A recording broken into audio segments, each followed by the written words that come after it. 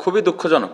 খুবই দুঃখজনক কারণ আমরা এমন একটা মন্তব্য করে ফেললাম এমন একজন ক্রিকেটারের সম্পর্কে, ফরমার ক্যাপ্টেন এবং আমার মনে হয় বাংলাদেশের one of the most successful cricketer, যাকে দেখে আমরা বড় হয়েছি। সো খুবই দুঃখজনক। এই কারণেই আমি বলবো যে আমরা প্লেয়াররা, সেটা যে কোনো ক্রিকেটার হতে পারে, সে ফর্মার ক্যাপ্টেন হতে পারে বা একজন সাধারণ খেলোয়াড় হতে পারে, সাকসেসফুল হতে পারে, সাকসেসফুল নাও হতে পারে, বাট দিন শেষে একটা ক্রিকেটার কিন্তু অলওয়েজ আশা করে সম্মানটুকু, যে আমি ওই পূর্ণ সম্মানটুকু পাচ্ছি কিনা। আমার মনে হয় সবাই আমরা এই জিনিসটাই আশা করি, যে ওই রেসপেক্টের জায়গাটা আছে কিনা। সো আমার মনে হয় যে এত বড় ক্রিকেটার এবং বাংলাদেশের হয়ে এত কিছু করেছে,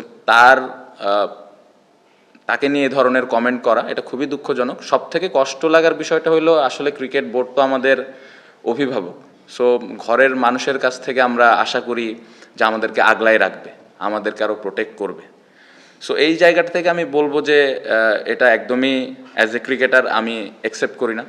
আমি নিজেও চাই যে আমাকে আমার ঘরের মানুষ, আমার ঘরের মানুষ আমাকে ব্যাক করবে, আমাকে সাপোর্ট করবে। আমি যদি আমার বাবা মার কথা বলি, আমি একটু ডিটেলে বলি, বাবা মার কথা বলে আমি চাইবো যে আমার বাবা মা আমাকে ঘরের মধ্যে বকাবকি করুক। আমি কখনোই চাইবো না যে মানুষের সামনে আমাকে বকাবকি করুক যদি আমি ভুল করি। সো আমি এমন একজন মানুষের সম্পর্কে এমন একটা কমেন্ট করে ফেললাম যিনি কিনা আবার আমাদের অভিভাবক।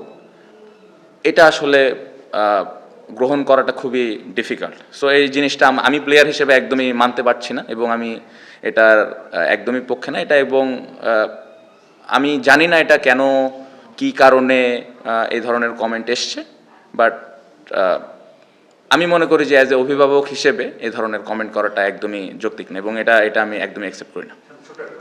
সব ধরনের খেলার খবর পেতে সাবস্ক্রাইব করুন।